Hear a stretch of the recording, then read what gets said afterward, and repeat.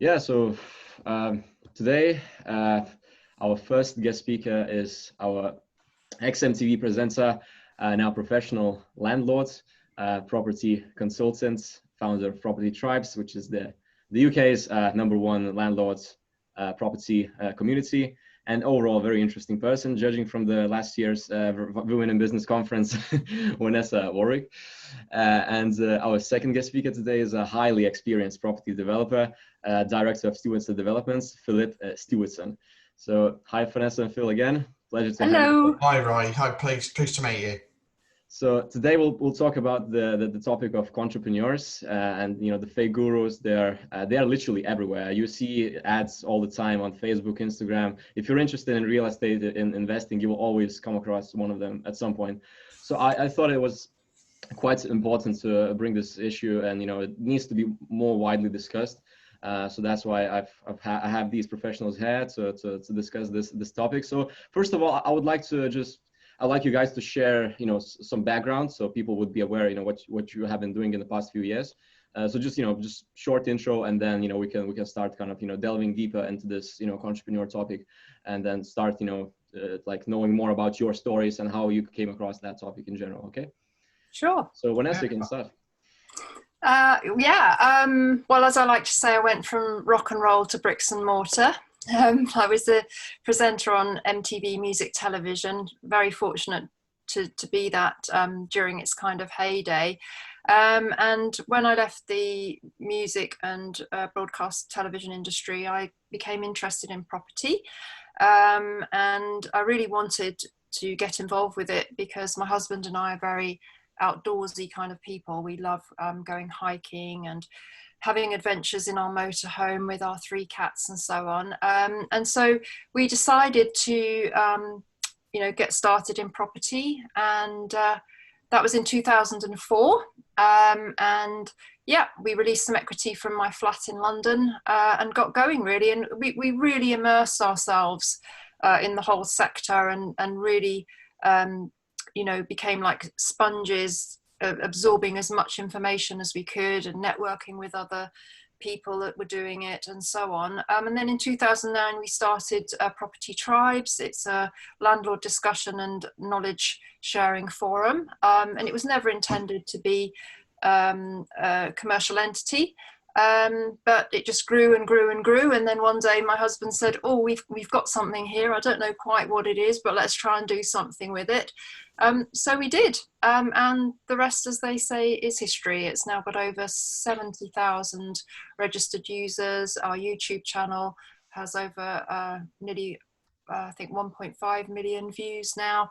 And it's just a really great platform for people to share their knowledge and discuss property and tease out the issues through robust debate. And actually, we're very privileged to have Phil as a member and contributor as well. He's a very good friend of Property Tribes. Great. Right. I have been, in partnership with my brother, we've been investing in properties since 1995. Started with buy-to-let. We did that as a sort of sideline. I was previously in business. I went to Wolverhampton Uni and studied business. Left there, set up a business with some other family members in textiles, which initially was quite profitable. Very well. It did very well for sort of 5 to 10 years. But at that point, we could see the writing was on the wall, and I started it at 21. By the time I was getting near 30, I could just see that there was no way I was going to make it to retirement doing that. Imports were becoming far better quality, whereas previously they'd always been very cheap. We were very top end. We exported all over the world children's clothing that we made. And as a sideline, we started buying, or we bought a derelict house, refurbished it like evenings, weekends, whatever. It was at a time when it was very easy to borrow money. It was just a formality, really. Our bank manager for the clothing company agreed to lend us some money to buy the first house. And literally all they did at that point, you rang your bank manager, wanted a loan, he would drive by, see the house was there, and literally they'd lend you the money. It was so much easier. We did that, spent about 2 months doing it up. There was a decent uplift in value. So we went back to the bank and said, we'd like to do this again, but we've used all our money. Can we remortgage against this? So we did that, we geared up, and we sort of carried on along that line. We did 7, and we could see that it was far more profitable than what we were doing day to day in clothing. And we were, working really long hours in that. And we just saw a much better future in this. Got to 7 very quickly over the course of probably about 18 months. And then the bank said, we don't want to lend you anymore. We'd like to see you manage these, see how you get on managing them for a while. And we were pretty dismayed at that. We wanted to carry on. We saw the huge potential that was there. Fortunately, another bank came along, lent to us, and that was Lloyds Bank, who we've been with from that day, which is about 98 up until today, and have a great relationship with them. So that worked well for probably about 6-7 years. We got to 2002, and Sarah Beanie came along with her TV programs. Everyone then wanted to buy a house to do up. It was the conversation at every dinner party. And we just couldn't buy houses. So we then moved into commercial, and started buying pubs. There were loads of pubs around at the time. And we converted those to fish and chip shops, Chinese takeaways, convenience stores, put flats above, and have held those as developments. We've carried on like that pretty much since. So we've done over 500 properties in the last 26 years nearly, of which we've kept about a quarter of them. We've got about 160 now across residential, mixed use, commercial. So we really enjoy it. So I'm in partnership with my brother, and it's great. It's we enjoy going to work, and we enjoy what we do. Right. So thank you very much for your insightful introductions. And now I would like to just ask you, like, what was your first encounter with those, like fake gurus, entrepreneurs? Like, when did you find about them? When did they start, like, kind of promoting their business? Was it back in the 1990s, or did it start like just in the recent, years?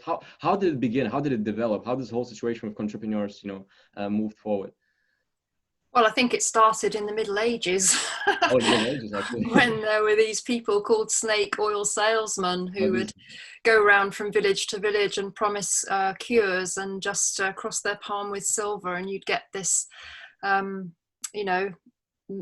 magic lotion that would cure any illness, or come through this curtain here and you'll see a baby with a spider's head or something like that.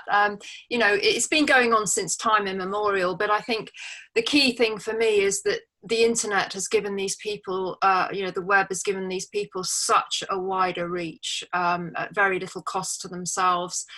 There's very few barriers to getting quite a significant following online, and they can reach everywhere. And when I came to Coventry University, when I did my speaking engagement in person last time, at the end, a group of about 12 students came up to me and asked me if I'd heard of a particular property guru, and I was utterly shocked that such young people were hearing about these individuals, and they're even now on TikTok, which I regard as really for teenagers.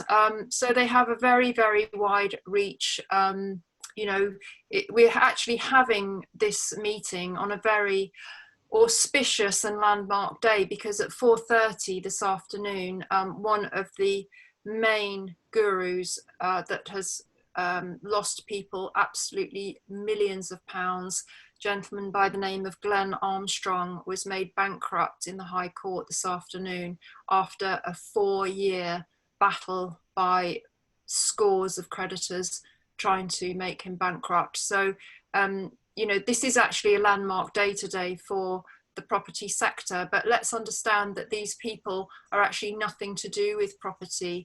They are what I call wealth creation gurus. So you could change property to Bitcoin, to art, to shares, to Forex, whatever it might be. They're selling a dream. I call it buying a ticket to see a unicorn.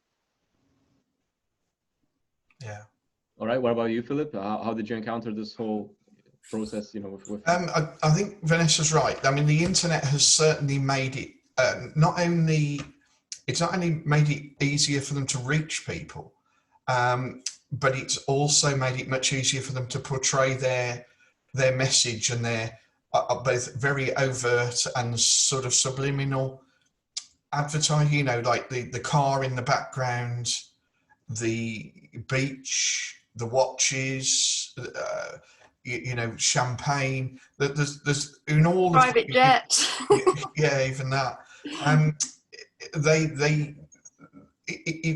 mean, it is an art. There's no denying that. And what really staggers me is a lot of these people obviously claim to be far more successful than they really are. But if they actually put the effort into the business that they have got in their head that doesn't really exist, if they put that effort into that business instead of, you know, making up these fictitious claims and conning people, they could be incredibly successful in their own right. But the problem is, I mean, property is undoubtedly a great way to make money. You know, it's a great business to be in, but it's a very slow business to be successful in. And I think these people succeed on a couple of levels.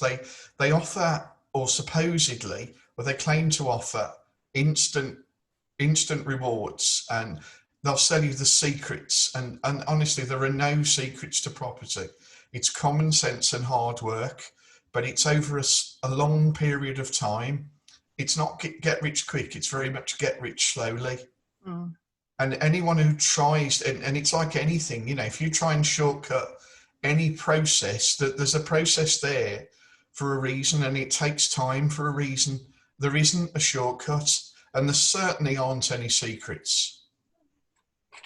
Right. So, okay. So what sort of catchphrases do those gurus tend to use to get the people, you know, to buy their courses, to attend their, you know, lectures? What's their actual strategy? Like, how do they approach people? Because I think those gurus, they have different strategies. You know, one people offer free content, you know, and then they offer free videos, free content, and then they get you to pay for their massive course. Some people, they start, you know, offering, you know, some low cost maybe products, and then people are buying those, you know, products for £1, and then so they have different strategies. And like some people just talk about some things like, for example, no money down deals, which seem to be very nice, and, you know, like an easy way to you know, to own properties, or, you know, to do the business. So how does it actually work? You know, what sort of types of gurus are there?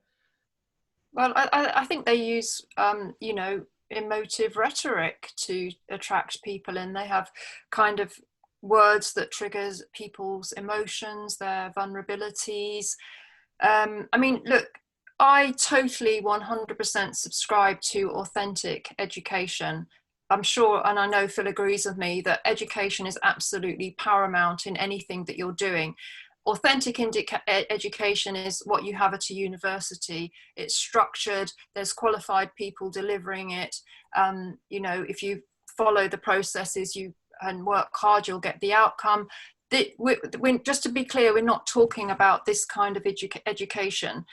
This kind of education is unstructured, it's unregulated, mostly it's not delivered upon, judging by what you see people complaining about on social media.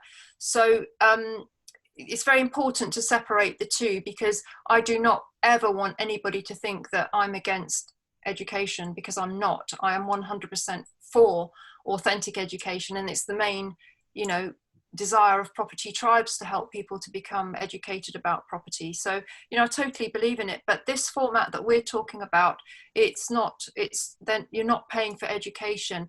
You are paying to be sold a dream that does not exist.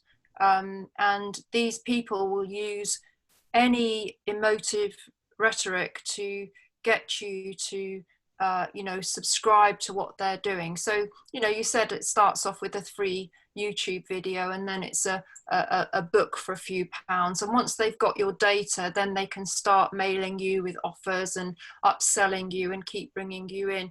And they're very clever. They're very slick marketeers, and their modus operandi is to break down any barriers that you might have. So one of the key things they say is don't ever hang out with anybody negative. Or what they're really saying is don't hang out with anybody that might talk you out of doing this because they've got more sense than you.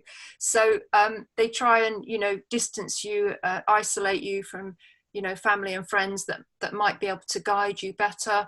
And they sell you this dream, and if you do this in a year, you're going to be sitting on a beach drinking a cocktail. And I've been in property for 18 years, and I had a good income when I started, and I had accrued a huge amount of equity in my flat in London when I'd lived in it for something like 14 years.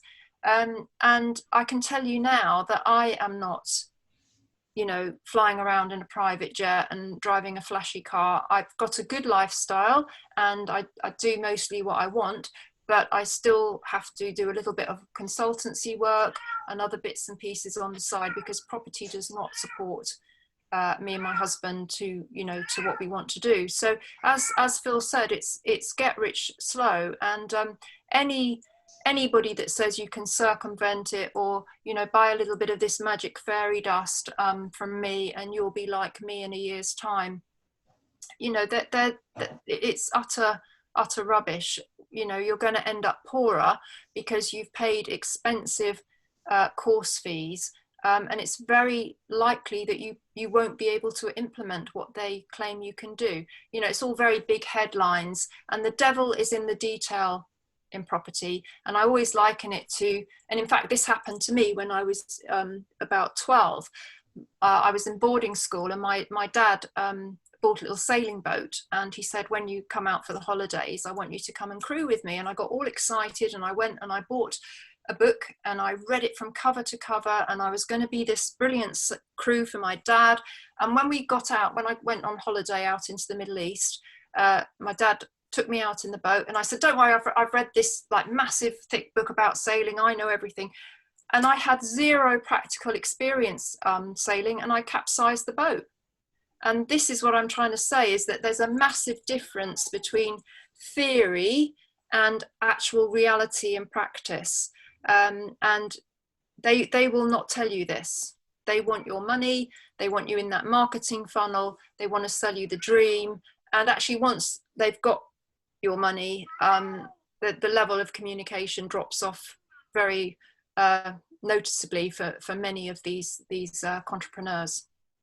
Yeah, I think that's definitely right. I read an interesting post on Property Tribes this morning, actually, from someone who said the perception is that people that target the vulnerable, but it's not necessarily that. It's people's vulnerabilities, which we all have, and that can be, I don't know, perhaps someone with a young family that wants to spend more time at home, so they're attracted to the prospect of working. You see people say that they do 1 day a week or a couple of hours a day, and they just think, well, that's exactly the lifestyle I need. That would be great for the family, and they buy into it. And I think they reach a point where they actually idolize these people. They certainly believe everything they're told, and then that's the point with a lot of them, I think, that it actually goes a step further from the mentoring to the point where they sort of suck them in further and say, well, actually, I think you've definitely got what it takes. I'd like to partner with you. I'd like to bring you in on some great deals I've got, and you'll get your profit. I'll do it. You just fund it, and that's when it goes from losing a lot of money to a huge amount of life-changing sums of money. And you know, we both Vanessa and I have met numerous people like this, and I mean, there's one in particular whose life was totally ruined as a result of this, and it's just wicked. I think that people also take debts in order to purchase those. Oh yeah, they do. You know, if the fact is, and I'm sure Phil will back me up on this, to get started in property, you do need money. Typically, you need the 25% deposit for buy-to-let. You need the legal fees, the stamp duty if there isn't a holiday, and you need all the other stuff. And it's not just acquiring the property, it's actually running it. And there's very significant expenses. Just this month, just actually yesterday, I had a 4-bed house in Basingstoke where the hot water tank is leaking, and I've been quoted £1,200 to plus VAT to replace that. I've had a property where the garage door wouldn't shut, and it was a security issue, and I've had to pay £800 to have the garage door replaced. And you know, then there's the compliance costs of keeping the property safe and compliant for your tenants. And you know, if you've got a lot of properties like myself and Phil, these costs, you know, they come in waves. I had 3 washing machines go in the same month. That was £1,500 to replace those 3. So, you know, you do need money to get started. And there are, you know, a few, what they would say are control strategies where allegedly you don't need any money, such as lease options or rent to rent. But actually, yes, you do need money even for those. So, you know, having money is the lifeblood of running a property business. And I think it's very telling that the guy that brought lease options to the UK for residential property, because they're perfectly fine on commercial property, but he brought them to the UK for residential property. His name was Rick Otten, or is Rick Otten. He was fined the largest fine in Australian corporate history, £12 million, and he was fined for deceptive marketing, for telling students that they could buy a property for £1 on a lease option. So I think that's incredibly telling, and it's great that the Australian authorities have made an example of him and massively fined him. But the added kind of cherry on the cake to that is that when his financial affairs were looked into, because he was going to be made bankrupt, it turned out that he'd only done 1 lease option himself. So what that would tell you is, you know, if you can buy a property for £1, wouldn't you be doing that every day of the week? But no, it was better for him to launch very expensive training courses to teach other people to buy property for £1 than for him to do it himself. And that's probably all you need to know about how these people operate. Yeah, I think if they're not able to generate, you know, proper income from property, they just hop on those courses, and you know, that's the easier way to do it, because you know, as you mentioned, property is not a very easy business. You also have those costs. You know, you also have to deal with either tenants directly if you're not managing through agencies, or with the agents themselves. You know, you're having those calls in the middle of the night. You know, something is happening. The tenant lost the keys, or so it's you know, it's not the, you know, not the easiest job, I would say, to be a property owner.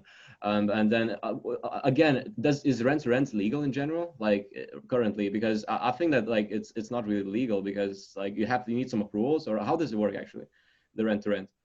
Well, if you I mean, technically it really only works on unencumbered freehold houses, because a lot of people do rent to rent in apartments, and first of all, they're leasehold, and there are caveats in the lease about subletting, you know, and depending on whether it's short lets, there may be issues with planning permission. Mortgage lenders don't like it.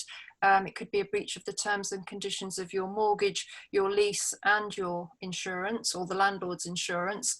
I mean, I know people that do rent to rent professionally, and it can work, but my friend that does it in London, he says that it takes about £12,000 to set up each rent-to-rent property properly, and he doesn't expect to break even for you know, a year at least.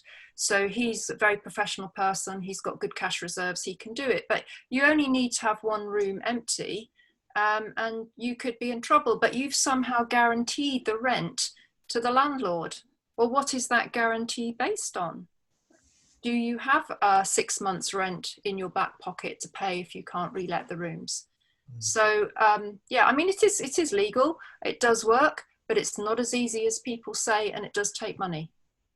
Right. Okay. Now coming back to the Contrepreneur topic. So I'm aware that Vanessa, you had some problems with one of the property gurus, one of the leading property gurus. I think he's the most dominant there, the Samuel Leeds. Would you be happy to expand a bit on this? Like, how did this, you know, begin, and how it you know, what's the situation right now, and you know, what was their strategy against you? What did they actually do, and you know, what was the situation?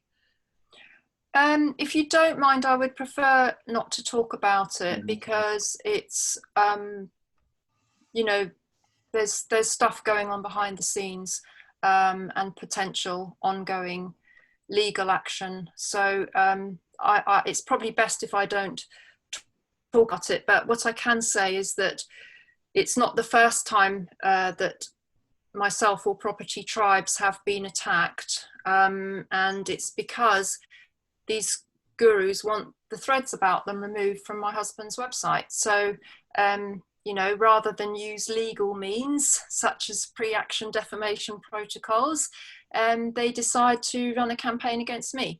And it's happened actually 3 times, but the one that you mentioned with the individual concerned was by far the worst. And what the harassment and the malicious communications that I received over a period of 2 months, you know, were very, very distressing.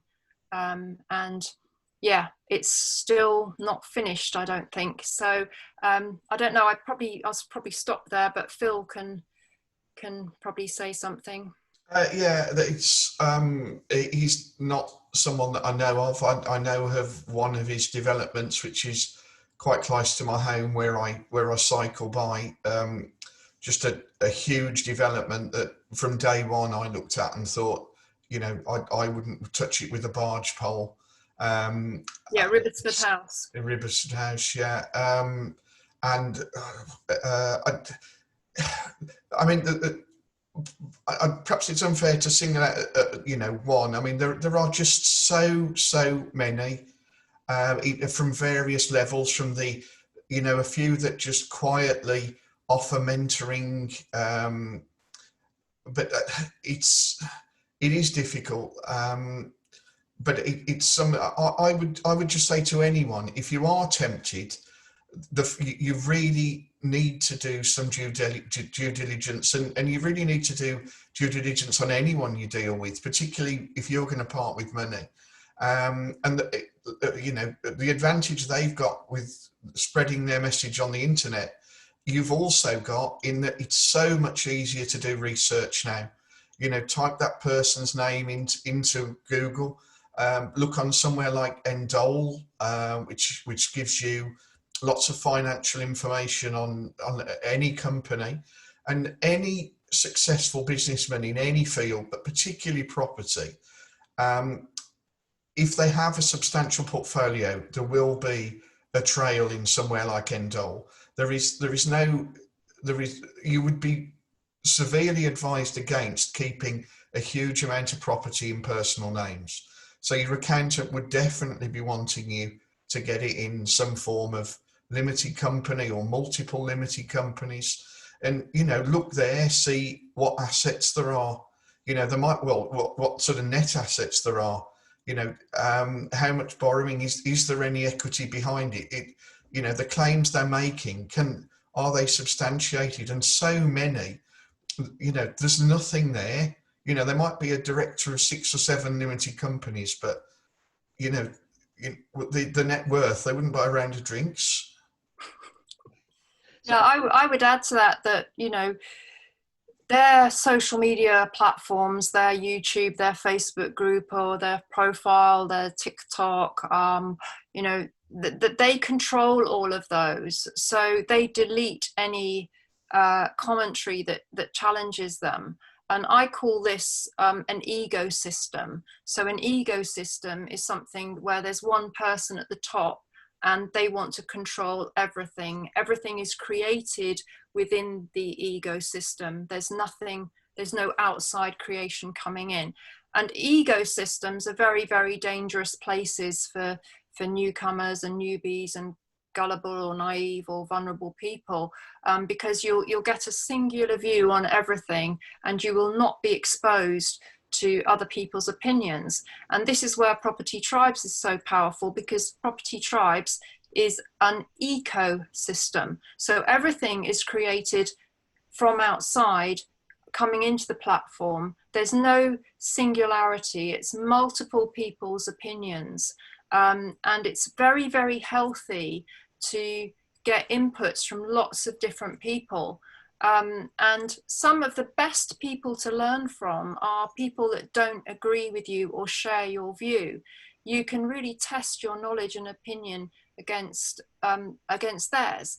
And on Property Tribes, we have many robust debates about different topics that tease out the issues, and that's really healthy and really good way to learn and educate yourself. So don't go into these ecosystems and where you'll find all these really raving fans that go on everything and say how wonderful this individual is. That's not healthy. You want to be in an ecosystem where there's not one singular person controlling everything. It's multiple people commenting, it's multiple opinions coming in. It's a lot healthier place to be. But that all, without question, all of these entrepreneurs run ecosystems. They control everything. They delete negative comments, they delete legitimate challenges. They are presenting everything to chime with their message, and that's why these places are so dangerous. I think another good platform to check is Trustpilot. I mean, you can also fabricate those five-star reviews, but you also see those one-star reviews, and the mostly liked one-star reviews tend to reveal the story usually, regarding those gurus. But okay, so if I can't attend, those property courses, if I can't really read the books, if I'm a young kind of motivated, person who wants to pursue a career in property, how do I begin just at the beginning? What should I do? What are my first steps? Okay, I need the money for the deposit. Obviously, yes, I need that deposit for the first-time buyer's mortgage. How is it called? And then, so how do I progress as a human? Should I network? Should I go to the agencies? Should I do many viewings in my city? How many viewings is enough? How should I begin in general? Okay. You really need to decide what you want to buy, where you want to buy. So for example, I'm sure that some of your fellow students who have perhaps got some money might think, actually a student let, I can perhaps club together with some family, we could buy a house, rent to other students. But your basis has got to be, what do you want to buy? Where do you want to buy it? And then you need to learn everything about that little market, that niche in the market. So be it student lets, value, what houses have come up, what is the typical value for that type of property in that area, and just totally immerse yourself. Walk the area, visit the area at several, the different times of the day. Is it an area that looks okay in the day? Is it really dodgy at night? Just so that you learn everything about it, and then when you've got some insight into that, speak to all the local agents, tell them what you want to do, what your plan is. They will be interested on two levels. Firstly, they want to sell you something, and secondly, they would perhaps hope to get the management and manage it for you. So you can, tell them what you hope to achieve, what you can afford to do. They might say to you, well, with your budget, you're not going to buy anything in this area, or go a little bit further out where perhaps there's better train links, or just learn everything you can about the market, the area, and what your target market is. And we always say, find the demand first. It's no good being determined that you want to rent to families and then looking at city centre apartments that aren't going to appeal to them, where there's no schools, and it's just a professional market. So you need to decide, what the market is, and then meet that demand. Mm-hmm. Mm-hmm. Makes sense. Okay. So basically, what about leveraging? Like, to what extent would you leverage your kind of purchases? Or like, what sort of mortgages are out there? Which ones are the better ones? Like, how do you approach the mortgaging in general? Well, first of all, I would say that the first thing you should do before you buy an investment property is to purchase your own home. And I say that for a number of reasons. First of all, if you, most lenders like to see people who are homeowners. So if you actually own your own home, you'll have a wider access to mortgage products and better rates than if you don't. And secondly, your own home is a great testing ground to learn about being a landlord, because you can do what I did, and that is rent out a couple of rooms to lodgers. So I've done that since I bought my house that I'm sitting in today, my 4-bed house in Guildford, which I bought when I married my husband about 19 years ago.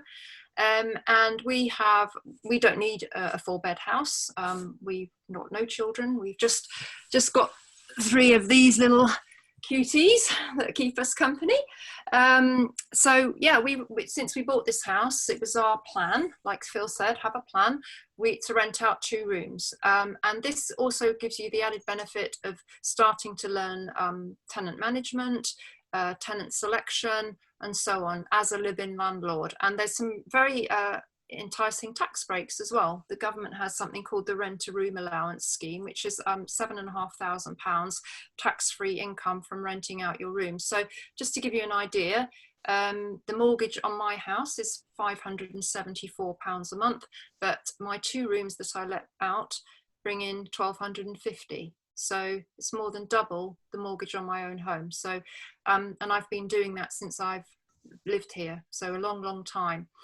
Yes, you have to have certain sacrifices to share with lodgers, but I found that, get the right people and it's perfectly fine. We've had lodgers with us for 5 years that have looked after our catties when we're away or something. So again, you start to hone your tenant selection skills through living in a property, and it's very good experience. So get your own home first. In the future, you might want to change that residential mortgage to a buy-to-let mortgage, release some equity, and then use that equity to buy another residence. But, people say about getting on the property ladder. Yeah, I think it's good to get on the property ladder first for the reasons I've given, and then kind of branch out into, buy-to-let. And you can, your first residence could be your first buy-to-let property, which is exactly how I got started. I'd released equity from my flat in London, where I'd lived in Finsbury Park for 14 years, released equity from that by changing it to a buy-to-let mortgage, rented that property out, and used the excess funds to buy for the deposit on this house in Guildford and to start my buy-to-let portfolio. So I've actually done that. That's how I got started. Mm-hmm. All right. So you're mentioning buy-to-let, but what about like HMOs? Aren't they a bit better than buy-to-lets, or like what's your take on HMOs? Oh, I can answer that very quickly. A buy-to-let standard single occupancy property is like a Ford Fiesta. An HMO is like a Ferrari. If you're a learner driver and you go out in a Ferrari, very, very strong possibility you'll crash. HMOs are the domain of experienced, hands-on landlords who understand the many extra legal obligations to provide safe and compliant accommodation. And I would not recommend going into HMOs until you've cut your teeth on standard single occupancy buy-to-let. Yeah, HMOs aren't for me. That's not something, I don't think they work in the market, in the areas we operate in. And it's not an area that interests us. I wouldn't want to do HMOs really. I think most investors will pick an area that they're happiest in and concentrate. I've got friends that only do HMOs, but for us, single lets and mixed use resi and commercial is the area we're most interested in. And but we've never done a HMO, and I've never been tempted to. No, I haven't. I mean, like I said, you know, the headlines about HMOs are great. Yields, 20% yield, fantastic. But, you know, you might have 3 rooms out of 5 empty. You might have tenants. We've had a thread on Property Tribes today from a landlord where the tenants have started fighting, physical fighting. You know, they come with all sorts of additional issues that you need to be able to, you know, yeah, it's certainly much more management intensive, isn't it? Definitely, yes. And if you don't act in a compliant manner, the fines are, you know, through the roof. 30,000 is one of the maximum civil penalties, but for other offences, it's unlimited fines. And also with HMOs, like sometimes people like to buy like buy-to-lets, and they like to convert them into HMOs. And then the problem lies that, like, what if they drive cars? Then, like, what about the parking? What about, you know, the overall, the kind of, you know, structure of that area? Sometimes it's not really suited for that area, and people still want to squeeze all of that money from the property. You know, they've read about those strategies about converting, and they still want to do it. And sometimes it's just not possible. And like, so what's your take on that converting? Like, would you agree with that, you know, kind of, you know, buying the property, refurbishing, and then, you know, renting or selling? And like, what's your take on the strategy? Well, again, if you're an experienced landlord, you know, you might want to diversify. I have never done an HMO. I have no intentions of doing one. They're not for me. I'm quite happy to admit I'm a very low risk investor. I have diversified. I've gone a little bit into coastal holiday lets, which have done extremely well. And I think they'll have a golden era now, post COVID-19 lockdowns. But yeah, I mean, again, if you've got the experience and the money and the cash buffer, if it doesn't go according to plan, then yeah, they can be very, very lucrative. But again, you know, are you going for tenants in receipt of benefits? Are you going for, you know, students? Are you going for young professionals? Each one is a completely individual niche.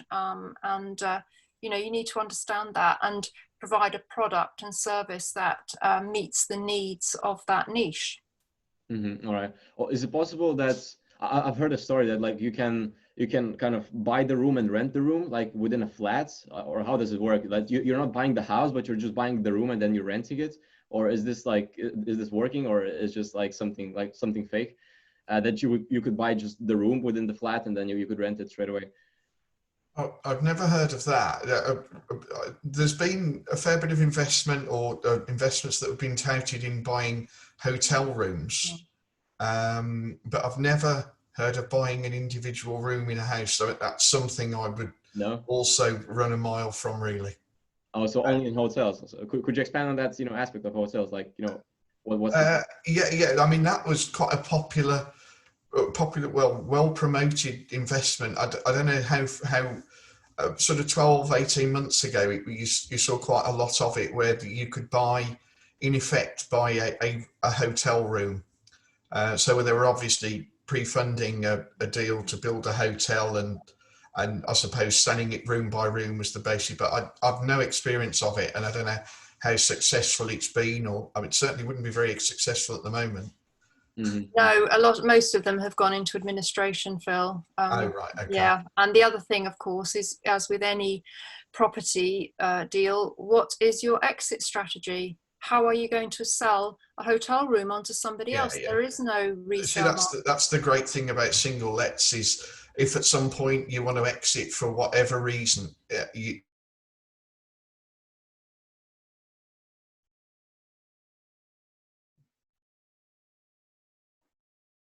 just been so strong for the last 12 months. You know, it will sell. HMOs, I mean, we have bought HMOs, but only to convert them either back into a house or generally self-contained flats. But But I mean, a HMO, to try and sell a HMO would also be pretty difficult unless it's a great area with, you know, with really strong demand. But as I say, we just don't feel HMOs work on much.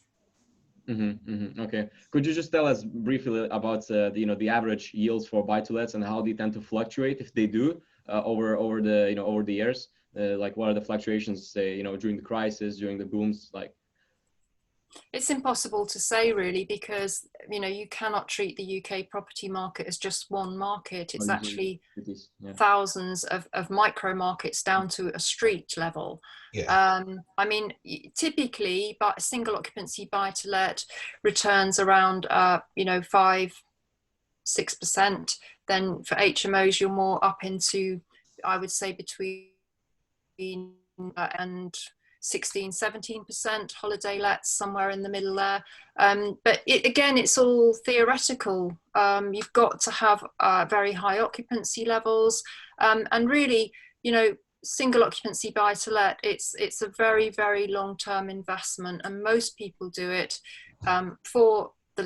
because you can leverage in it, but also because over time, inflation erodes your debt, and you also, hopefully, most people do benefit from capital appreciation. And of course, if you are struggling with capital appreciation, you can force the appreciation through refurbishment or development of the property. So, most people that do single occupancy buy to let are happy with their kind of 5-6% yield, more than they're getting in the bank, but they're really in it for the long term.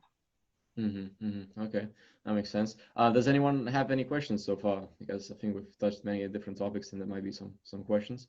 So you can unmute yourself, or you can just list them in the chat if anyone has any.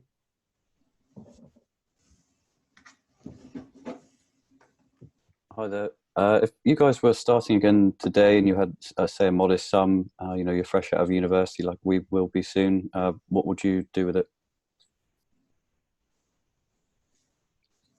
I think I would probably follow the suggestion Vanessa made, see whether you can perhaps buy something for yourself. And if you're happy to do that, perhaps buy something where you can rent a room or a couple of rooms, depending on the sort of size that you could buy. I think that would give you a great start, and certainly lower the expenses for you taking on the property. Really, it would certainly be a great start. Yeah, I mean, if you didn't have your own home, because that would, again, as I said earlier, be my first recommendation.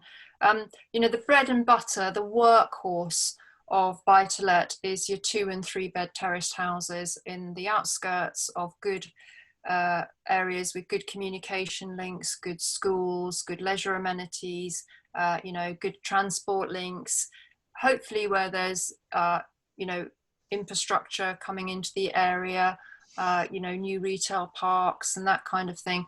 Those are the workhorses. There's high demand from them from families.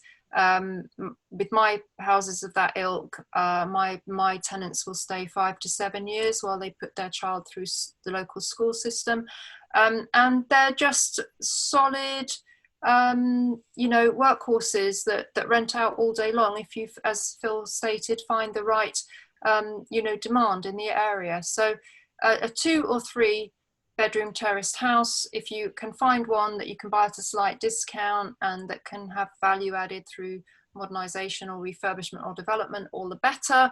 But they are low risk, and my advice would be to build a portfolio of 2- and 3-bed terraces first before you start thinking about any of these more higher risk, higher reward strategies. Okay. Also, I have a question. Do you manage properties from all over the UK, or do you only invest in properties from, which are around your area? I do 2 areas. We do the West Midlands, where we're based. So we do a fair chunk of the West Midlands, focusing on sort of 7 little niche areas that we really know inside out, and we're pretty confident we know everything that comes up for sale there, and really sort of work hard on researching that. And then about 5 years ago, we sort of collaborated with an agent in the Northwest. So we buy across the Northwest as well, where we're guided by him and he manages for us, which has been a great arrangement. What I wish I'd perhaps done, but we just didn't have the ability to, is get into holiday lets like Vanessa did. But the West Midlands, we're further away from the sea than anywhere else in Britain. It's just not convenient. We don't have any contacts there, so it's something we would have loved to do, but just didn't. Yeah, that would be something I would love to do. So we just focus on those two areas, but across there, and in those areas that we know and we're happy with, we will buy anything. So we buy farmland, we buy industrial units, retail, any type of commercial, as well as houses and occasionally flats. But our preference is, like Vanessa, terraced and semi-detached houses, and then anything commercial where we can add value. So we're never sort of competing with first-time buyers. We will only generally buy stuff that isn't mortgageable. We'll buy for cash, we'll refurbish, and then if we're going to sell, we'll sell it on. If we're going to keep it, we'll remortgage at that point, and then and just keep going like that. Yeah, I've got the kind of segments of my portfolio. I've got 1 and 2 bed apartments in North London and East London, which were areas I knew well when I was living and working in London. So postcodes like N9, N4, N5, N19, E14, E17. Then when I moved out of London, when I got married, the penny dropped that flats come with massive service charges that really bite into your cash flow. And every January I was getting these service charges, and one January I think it was £22,000 in service charges. So light bulb moment, freehold houses is the way to go. So then I changed my strategy and I started buying 3 and 4 bedroom houses in what I call the M3, M4 corridor. So places like Basingstoke, High Wycombe, that kind of area. And we do have a 4-bed house in Manchester and a 2-bed flat near Leeds. And we have 2 coastal holiday lets, one on the south coast at Camber Sands Beach and one on the island of Portland in Dorset. So we've got quite a spread out portfolio. What I will say is that all our properties are fully managed. I've worked with some agents for the entire 18 years since I got started.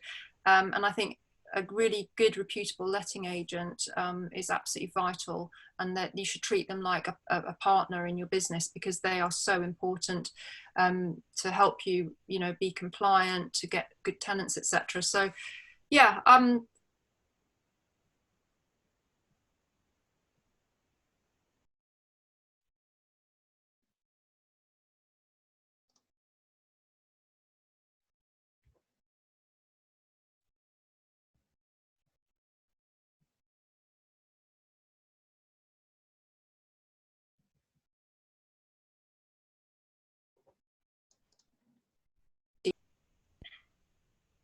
The connection have disappeared, sorry.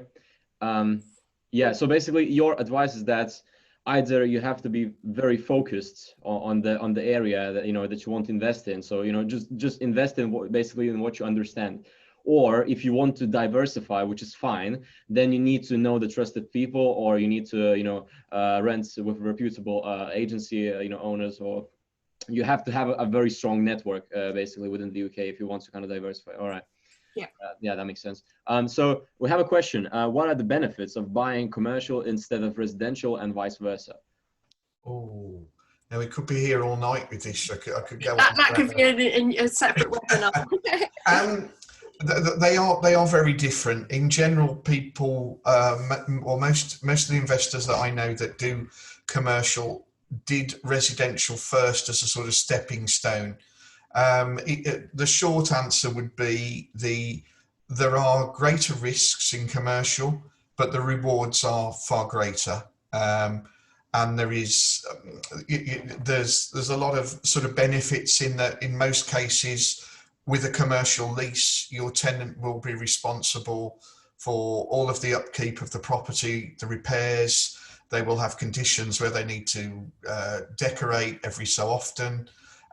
So you are sort of passing a lot of the normal responsibility onto your tenant. But equally, if you get a void in a commercial, it can be far more costly. It can take longer to fill than it would with a resi property. But if you're sort of redeveloping and what we do, mixed use, where you're spreading it, we like to think that we're spreading the risk. We're getting commercial on the ground floor, generally residential above. So you're sort of covering every base really, but the returns are far greater in commercial is the short answer. But you are looking at quite often a much bigger investment. You know, whereas you'd buy a house for 100 grand, a terraced house perhaps, you know, for a good commercial property with opportunities, you're multiplying that by anything from 2, 3, 10. You know, you are looking at a lot more money. So you need loads of capital for the... Yeah, and you would need a bigger deposit as well. Looking to try and buy that at the moment, you're going to need 35 to 40%. Oh, wow. Oh, yeah. So it takes more effort. All right. Also, another question. Can you touch upon the deal packaging strategy, i.e. you find a deal and sell to investor for a finder's fee? I came across this on YouTube. I think this is widely popularized amongst those gurus, and they like to promote it. It's very good that you brought this question. Could you answer, like, you know, what about this exactly? Yeah, well, where are you going to find these investors?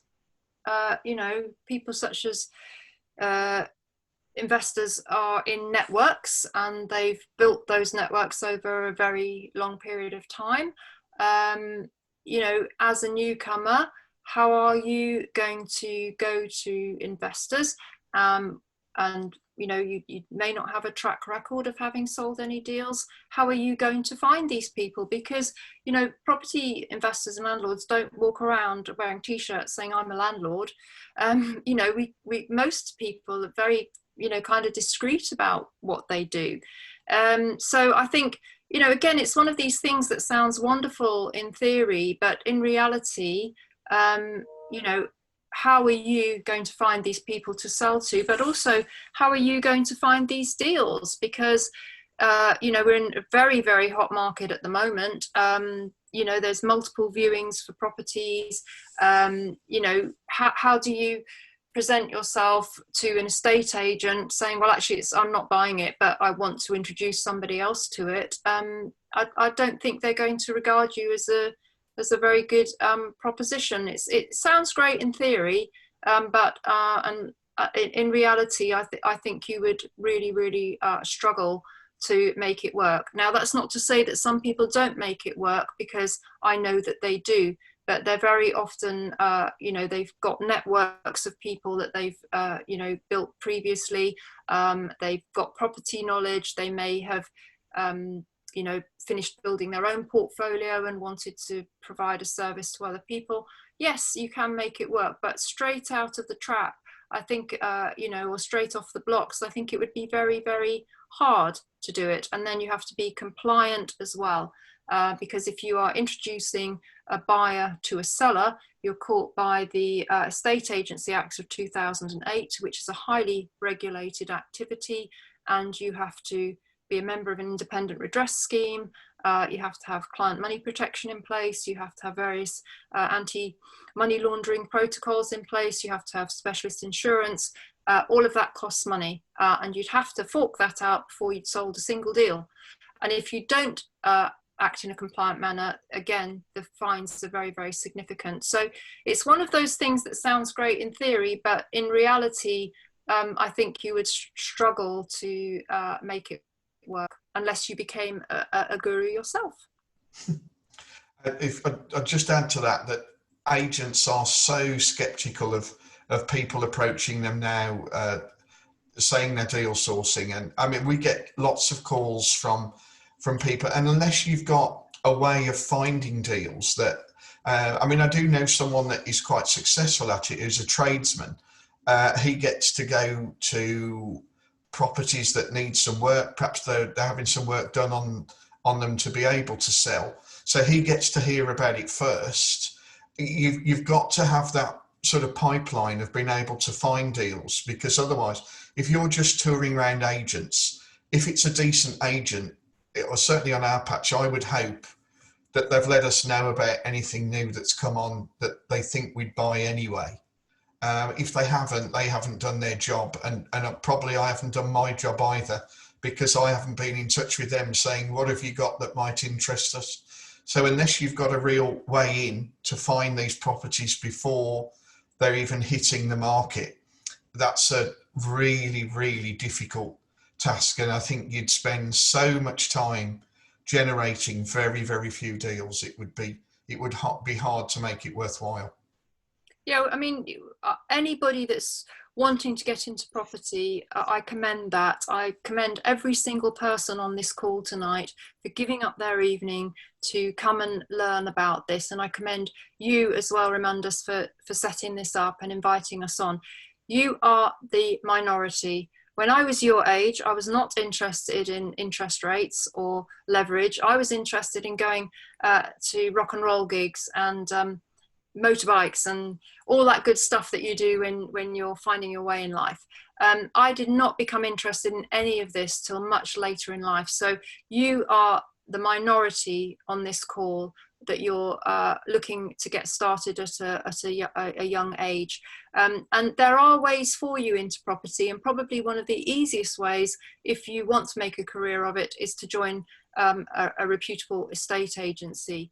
Learn in somebody else's business, start to build your network of contacts and investors, and then you could use that as a launch pad to starting your own business. And you would learn so much. You'd learn about the area, you would know the tenant demand.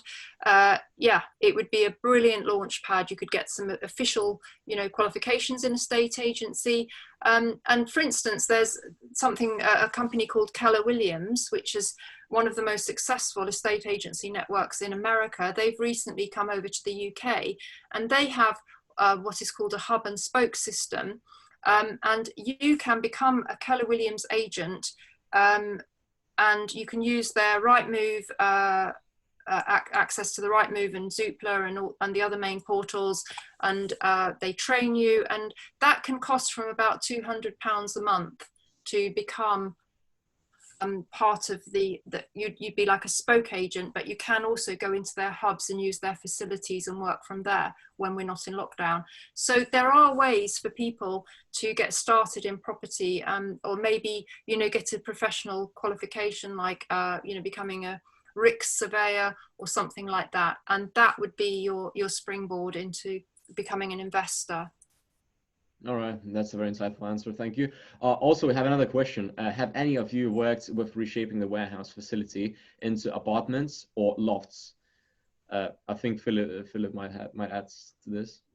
Not warehousing as such. We've done lots of pubs into a combination, as I say, of mixed use or even all flats, but not warehousing specifically. I mean, we buy warehousing, but purely to keep as either the industrial unit it is, or to split it up into small sort of starter units. But no, we've done lots of conversions of things like pubs, offices, job centres, all sorts of commercial buildings, but not a warehouse as such, no. But what about lofts by themselves? Are they working in UK in general, or is not really a good investment right now? What, to buy and to redevelop? Yeah. Well, in general, like buy and redevelop, or just to buy the lofts in general. About kind of how to say, their ability to generate proper return, and the demands. Like, do you have any kind of information regarding that? Because I'm not really familiar with loft investments myself. No, that's not something that I'm familiar with either. But in general, the golden rule is anything where you can add some value, and obviously in converting anything from commercial to resi, you should in theory get a big uplift in value. The issue that you've got though is that the regulations that you need to follow for things like fireproof, soundproof. So your conversion costs will be very high, but per square foot, like your average industrial unit now is probably selling for 60 to 70 pounds a square foot. So, and your average house is selling for at least double that. Probably in a lot of areas, it'll be 4 times that. So, you know, depending on conversion costs, there is definitely money to be made doing that, yeah. I mean, one really simple way and less expensive way to get kind of a foothold into property is garages.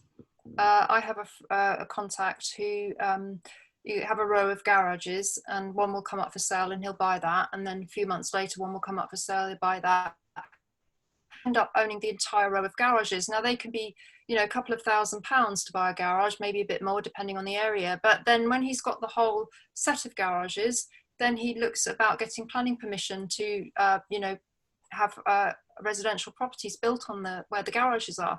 So, you know, I learned this from Phil, there's always an angle, and you know, you've got to keep growing your knowledge, keep probing and see where those angles are. And you know, that would be a low risk way to get started. You have to buy garages outright though. I don't think you can get mortgages on them. So you know, you can start out in little ways like that and start honing your skills of collecting rent and managing your tenants and stuff. So that there are ways and means. Okay, and I think that this will be the final questions from Julie. Can you elaborate on the management of relationships with tenants when you have fully managed? How do you ensure you are working smoothly with managing agents, not stepping on their toes when you meet and communicate with tenants? How do you maintain a good positive balance? And also, she states that your house is beautiful, Vanessa. Is the wood paneling real woods or what? It's very lovely. Oh, well, thank you, Julie. It's actually wallpaper. But it's very convincing. Yes. Wow. Yeah, that's good, isn't it? Yeah. To answer your question, I do not have any direct contact with my tenants because they're all fully managed. So what I would say is it's the relationship with the agent that is paramount to me. And on Property Tribes, we have a very useful thread about how to do due diligence on a letting agent, because as Phil said, any transaction in property, whether it's a tenant, a property guru training course, a property itself, any transaction in property, you need to do due diligence because there's quite often considerable sums of money involved. So I do due diligence on my agents. I've put that on Property Tribes, how to do that. And really I'm looking for agents that are going to represent tenants, represent me to tenants in the way that I would do it myself. So I go and meet with them and have a coffee with them and talk about you know, what I expect from them, because I have certain expectations, and one of those is really good and proactive communication. I do not want to pay for a fully managed service and then be constantly chasing. So most of my agents I've been with a very, very long time, and I'm very happy with the service that they provide. You need to find an agent that is registered to one of the professional bodies. They commit to these professional standards voluntarily, so they would be a member of ARLA or Safe Agent or NAEA. There's lots of different ones, but they're the key ones. And you know, they have to have membership of an independent redress scheme, this kind of stuff. So one thing you can do is ask other landlords for recommendations. That's always a good thing as well. But sometimes what I've done is I've phoned in as a landlord looking, you know, to let a property through them, and then I've mystery shopped as a tenant and rang up about a property I've seen on their books, and I like to see how they treat me. And if they say, oh, just go and look on Rightmove and then get in touch if you want a viewing, that's not a good estate agent to me. A good estate agent should be asking, you know, what are you looking for? What do you need? What are your priorities?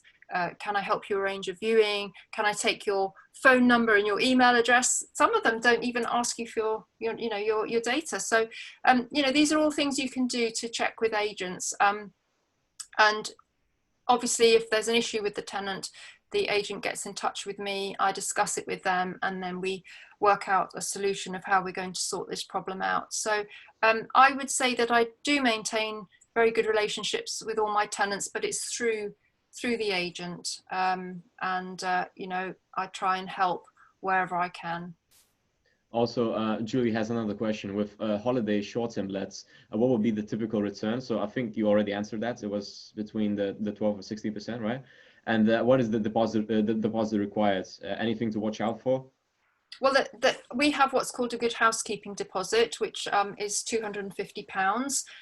The thing is that a holiday is just so different to, you know, these people are guests, they're not tenants. It's a completely different mindset. They've been saving up all year for this holiday. They want to have a good time.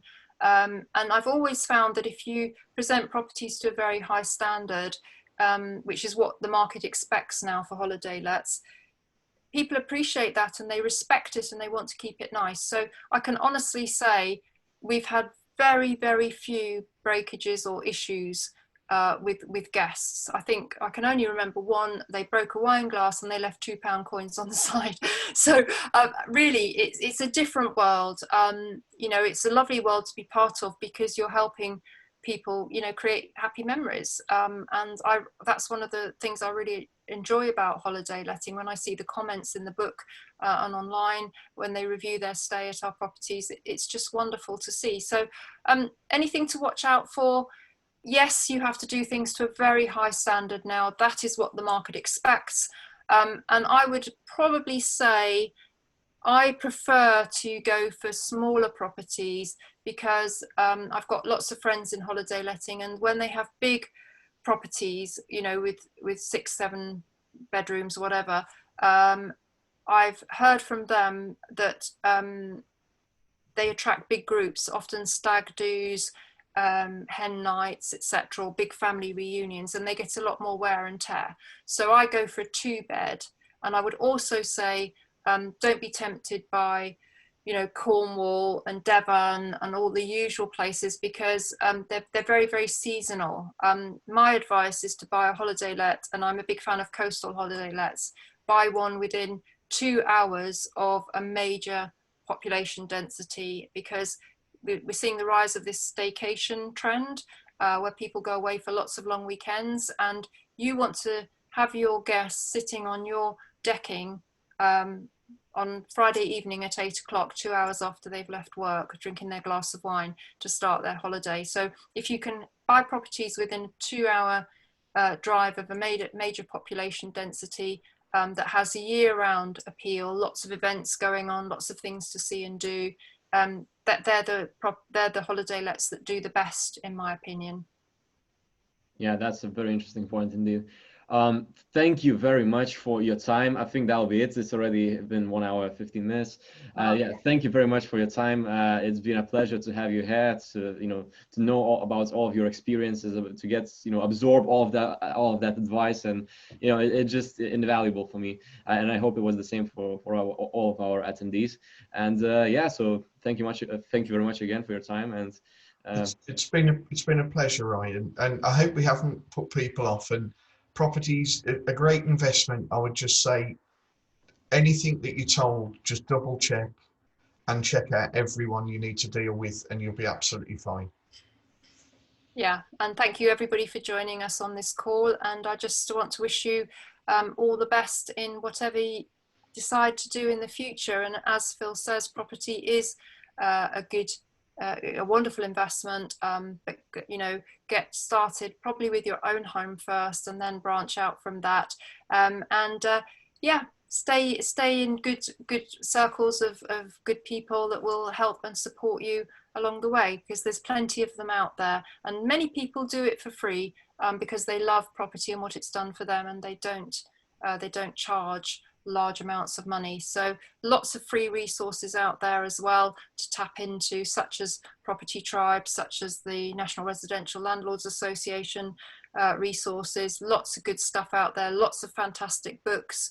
Yeah, lots of really good ways to learn and grow as a business person. So good luck, everybody. Thank you very much. Take care. Goodbye. Thank you. Thank you. Bye-bye. Bye bye.